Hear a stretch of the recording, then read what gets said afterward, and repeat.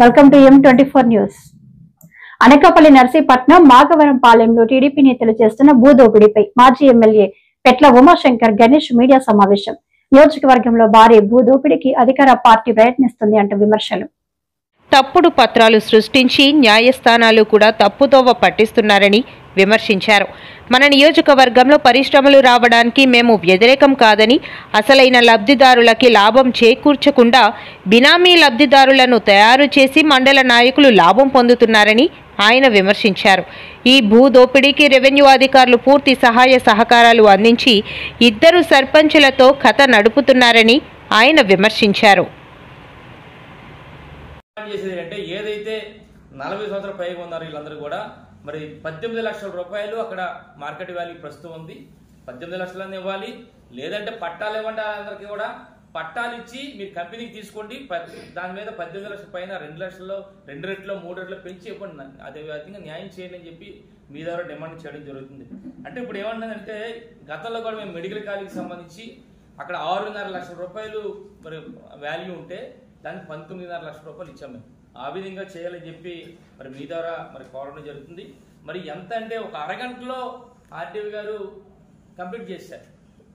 ఎందుకంటే ఎక్కడ ఎవరైనా వచ్చి టీడీపీ నాయకులు ఏ విధంగా దోపిడీ చేశారో ఎక్కడ అడుగుతారనే ఉద్దేశం మీద మరి ఆ విధంగా వెళ్ళిపోవడం జరిగింది. ఎందుకంటే ఈరోజు ఆ ప్రాంతంలో 737 సర్వే నెంబర్లో సుమారుగా 4 పంచాయతీలు ఉన్నాయి. రాచపల్లి పంచాయతీ, రావణపాలెం, జీ కోడూరు, జీ వెంకటాప పంచాయతీ, శివారి గ్రామాలు అందరూ కూడా అందులో సాగులో ఉన్నారు. వారందరూ కూడా సాగులో ఉండడం, వారందరూ కూడా ఎప్పటి నుంచి ఉండడం, వారందరికి పట్టాలు ఇవ్వడం, పరిహారం ఇవ్వడం సబు. కానీ వాటికి సంబంధం లేకుండా బేంబోయినపాలెం కానీ సెట్టిపల్లి వారు కానీ ఎలాగా అందులోకి వచ్చారో మాకు అర్థం కావట్లే. అక్కడున్న లబ్ధిదారులు ఇక్కడ ఎందుకు చేర్చారో మాకు అర్థం కావట్లేదు. అంటే కేవలం ఏదైతే సెట్టిపాలెం సర్పంచ్ అక్కడ ఉన్నాడో అల్లు రామనాయుడు, అలాగే బేంబోయినపాలెం సర్పంచ్ ఎవరైతే ఉన్నారో రుత్తల నందకిషోర్, వాళ్ళ బినామీ పేర్లతో మరి దోపిడీ చేస్తారని చెప్పి మీ ద్వారా తెలియపరచడం జరుగుతుంది. అంటే ఇది కేవలం అయ్యన్న పాత్రుల ఆధ్వర్యంలో ఆర్డీఓ గారు రమణ గారి సహకారంతో ఈ భూ దోపిడీ జరుగుతుందని చెప్పి మీ ద్వారా తెలియపరచడం జరుగుతుంది. ఒక్క ఉదాహరణ చెప్పాలంటే వీళ్ళిద్దరు పేర్లు ఎందుకు చెప్పిందంటే మొన్నే చూసి ఈ మధ్యకాలంలో అక్కడ వాక్ రోడ్ అని చెప్పి ఒక పేపర్లో చూసాం. అక్కడ ఫారెస్ట్ వేస్తుంటే ఫారెస్ట్ అధికారులు అడ్డుకున్నారంటే మేము పార్టీ నాయకులందరూ కూడా కలిసి వెళ్ళాం. అసలు చూద్దాం అసలు పర్యవేక్షణ ఏం జరుగుతుంది, అసలు రోడ్డు వేస్తే మంచిదే కదా, కొంచెం దగ్గర అవుతుంది కదా అని చెప్పి పర్యవేక్షణకి వెళ్తే మేము వెళ్ళిన 10 నిమిషాలకే ఈ ఇద్దరు సర్పంచులు వచ్చి ఏదో పెద్ద కంపలు మునిగిపోయినట్టు జనాలతో వచ్చి మేము పెట్టిన ప్రెస్ దగ్గర వాళ్ళు కూడా ప్రెస్ అంత అవసరం ఉంది నాకు అర్థం కావట్లేదు. అంటే ఈరోజు అధికారం ఉందని చెప్పి మీరు ఏదో చేయాలని చెప్పి ఆలోచన. అదేవిధంగా మెడికల్ కాలేజ్ గురించి కూడా మేము మాట్లాడుతుంటే ఇది ప్రభుత్వం చేస్తుంది, ప్రైవేట్ పరం చేస్తుంది, ప్రభుత్వ పరం చేయాలని చెప్పి మేము చెప్తుంటే ఇదే ఇద్దరు సర్పంచులు కూడా ఇది ప్రైవేటు పరం కాదు, లేదా ఇది కాదు, జీవో లేదని చెప్పి రకరకాలుగా ప్రజల మభ్య పెట్టి ఆలోచన చేస్తే చివరికి స్వయంగా ఇక్కడ ముఖ్యమంత్రి గారే ఇది గతంలో జరిగింది, ఇది దాన్నే జీవో ఫాలో అవుతుందని చెప్పి అన్న తర్వాత వీళ్ళు మాట్లాడకుండా ఉండడం ఉన్నారు. అంటే ఈ విధంగా ఎదురుదాడి తిరిగే కార్యక్రమాలు చేస్తారు. మొన్ననే చూస్తే జగనన్న వచ్చినప్పుడు మరి ఇదే సర్పంచ్ ఎవరైతే బేంబోయినపాలెం సర్పంచ్ ఉన్నాడో 2:30కేమో రోడ్డు బంద్ నించుని జగన్ వస్తున్నాడు ఎవరు లేడు అంటాడు. ఆయనకి ఏం తెలిసేది? కొన్ని అరగంటల్లో కొన్ని వేల మంది అక్కడికి వస్తే ఏం మాటల్లో తెలియని పరిస్థితి. అంటే ఈ విధంగా ఏదో విధంగా చేయాలని మొన్న కూడా మెడికల్ కాలేజీకి సంబంధించి మేము ఒక ర్యాలీ చేస్తే ఆ ర్యాలీలో నేను ప్లే కార్డు చూపిస్తే ఆ ప్లే కార్డు మార్పింగ్ చేసి ఇదే సర్పంచ్ ఆ స్టేటస్ పెట్టి అంటే ఈ విధంగా అంటే ఈరోజు ప్రభుత్వం ఉంది కదా అని చెప్పి మనం ఏం చేసినా ఎదురుదాడి చేసినా అని చెప్పి అని ఉద్దేశం మీద ఉన్నారు. అందుకని అసలు వీళ్ళు ఏ విధంగా చేస్తున్నారు, ఎందుకు మరి అబద్ధాలను చేస్తారని దాని మీద వీళ్ళిద్దరి మీద ఫోకస్ చేస్తే ఈ ఇద్దరి మీద ఫోకస్ చేసినప్పుడు ఈ భూ కుంభకోణాలన్నీ కూడా బయటికి రావడం జరిగింది. అందుకనే వివరంగా కొన్ని మాకు తెలిసిన విషయాలు కొన్ని మీ దగ్గర తెలియబడతాం, ఇంకా మరింతగా లోతుగా వెళ్తాం, అవి కూడా పెడతాం.